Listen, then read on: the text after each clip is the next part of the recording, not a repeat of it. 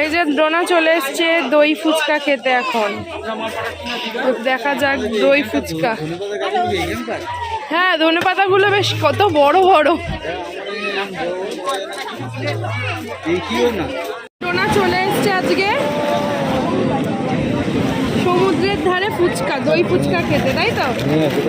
ওলে বাবা, ওলে বাবা, ভালো বাবা, খাও।